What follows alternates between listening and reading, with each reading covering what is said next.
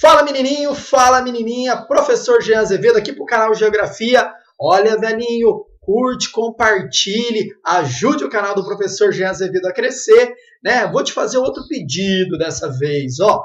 Carinha, pegue e compartilhe nos grupos de WhatsApp aí da sua sala, né? Vamos descomplicar a geografia, vamos ajudar aí a galera a ir bem nas provas e nos vestibulares. Dessa vez, eu vim trabalhar com vocês uma questão muito legal de geografia para o Enem. É nosso curso Acelera Enem. Você pode ver aí todas as questões que a gente está analisando e ampliando as possibilidades dela aparecer nesse próximo Enem. Belezinha? Tá? Então dá uma olhada na nossa playlist, que nós temos aí várias questões e eu tenho certeza vai te ajudar na geografia, tá? Porque a geografia tem que ser sua amiga, a geografia é a ciência mais legal. Então, vamos para a questão. Então, vamos lá, ó. Questãozinha sobre globalização, tema recorrente no Enem. Né? Nós temos aqui um trecho da obra Por uma Outra Globalização, do Pensamento Único à Consciência Universal, uma obra do professor Milton Santos, né? Uma das maiores sumidades aí da geografia humana, como nós temos do outro lado, geografia física, o professor Aziz Absaber. Então eu vou ler aqui o trecho da obra e depois a gente vai analisando aí cada uma das alternativas e ampliando, né, as possibilidades que essa questão pode ser trabalhada no Enem. Então vamos lá. Ó, a globalização é, de certa forma, o ápice do processo de internacionalização do mundo capitalista. Temos que lembrar lá do período das grandes navegações, o início aí dessa mundialização e dessa troca e imposição cultural e econômica dos países europeus contra aí os países que eram e foram dominados.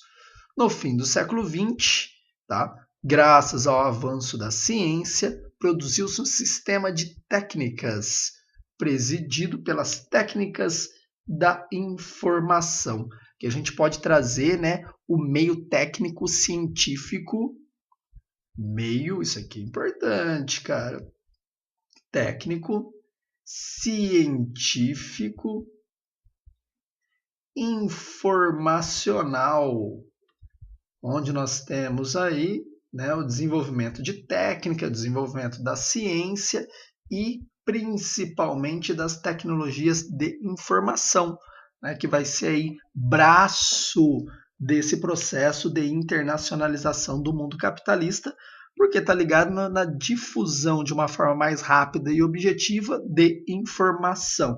E essa informação produzida pelos países centrais. Então vamos continuar.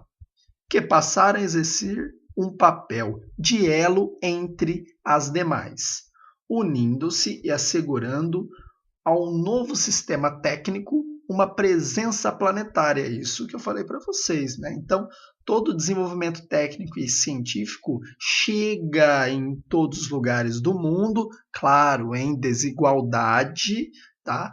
De acordo aí com as regiões, por conta desse desenvolvimento do setor ligado às tecnologias de informação. Vamos continuar. Só que a globalização não é apenas a existência de um novo sistema de técnicas. Ela é também o resultado das ações que assegura a emergência de um mercado dito global, responsável pelo essencial dos processos políticos atualmente eficazes. Vamos lá, ó. Considerando o enunciado anterior, sobre o processo de globalização na sociedade contemporânea. Então, ele está relacionando aqui globalização hoje, na atualidade. Assinale a alternativa correta. Tá? Então, que é a corretinha. Vamos analisar aqui a alternativa A. A globalização é um processo exclusivamente baseado no desenvolvimento de técnicas. Olha aqui, cara, palavrinha que muitas vezes já deixa a questão errada. Porque ele está falando que a globalização é exclusivamente baseada no desenvolvimento de técnicas de informação. e sua origem está diretamente ligada na difusão e universalização do uso da internet, que se deu a partir aí da década de 90. Cara, globalização não é apenas o desenvolvimento de tecnologias de informação.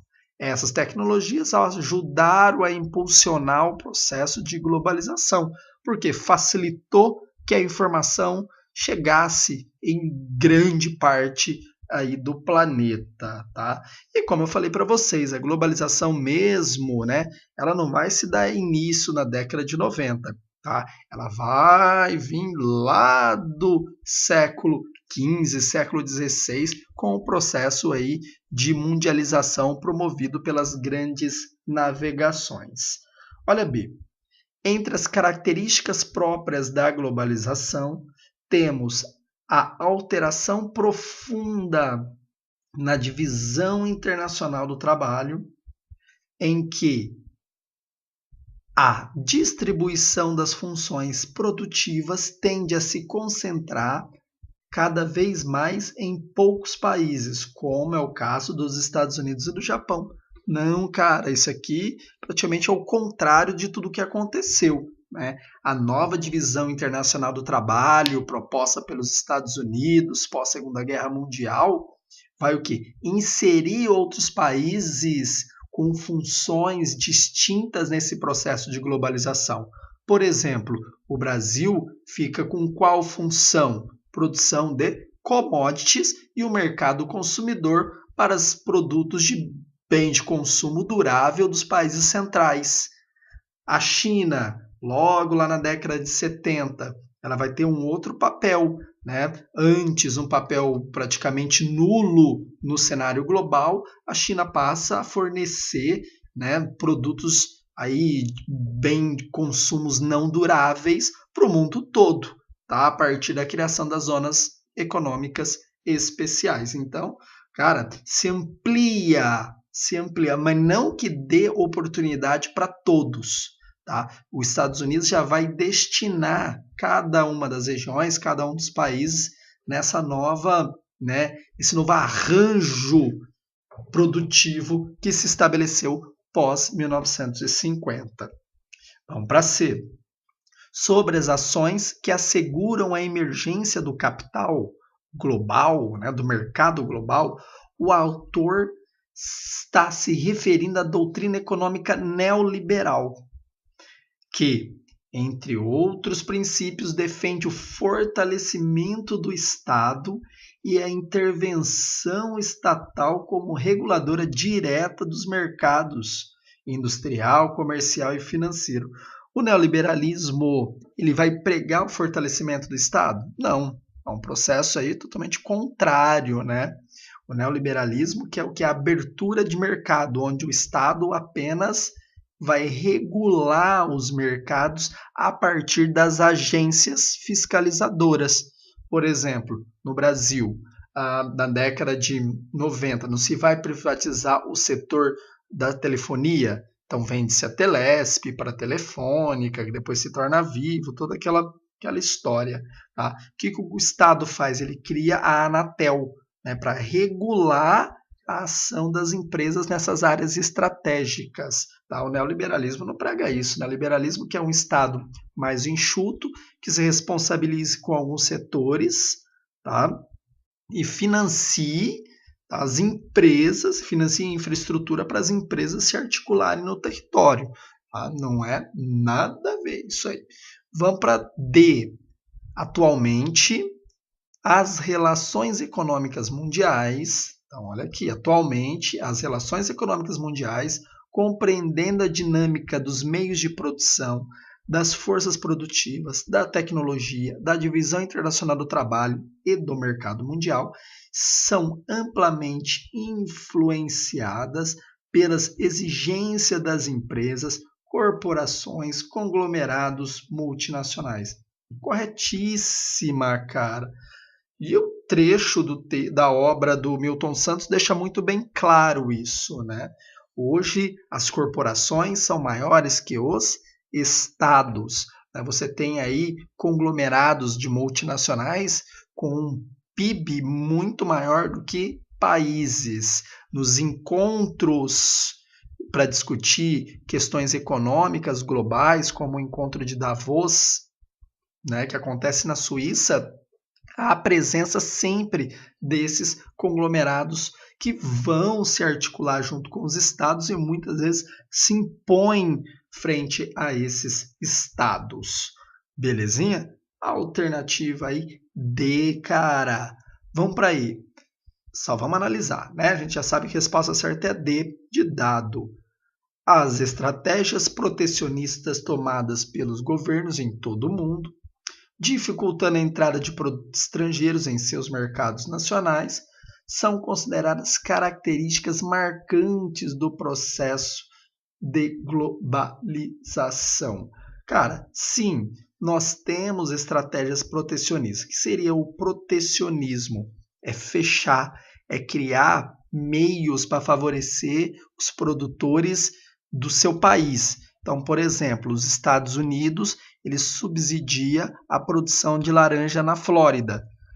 Por quê? A nossa laranja é mais barata. Então, ela chega no mercado americano com um custo menor, as indústrias vão comprar do Brasil e não vão comprar dos produtores estadunidenses. Com isso, cria uma crise no setor cítrico dos Estados Unidos. Então, são estratégias protecionistas, tá? O governo vai lá e financia, barateia o preço da produção de laranja assim, e eles podem competir com a laranja brasileira, tá? Aí ele vem, mas dificultando a entrada dos produtos estrangeiros nos mercados nacionais, certo? Mas isso é uma característica do processo de globalização. A globalização, ela pede o quê? A abertura desses mercados. Então, há uma incoerência aí, né? A abertura de que mercado?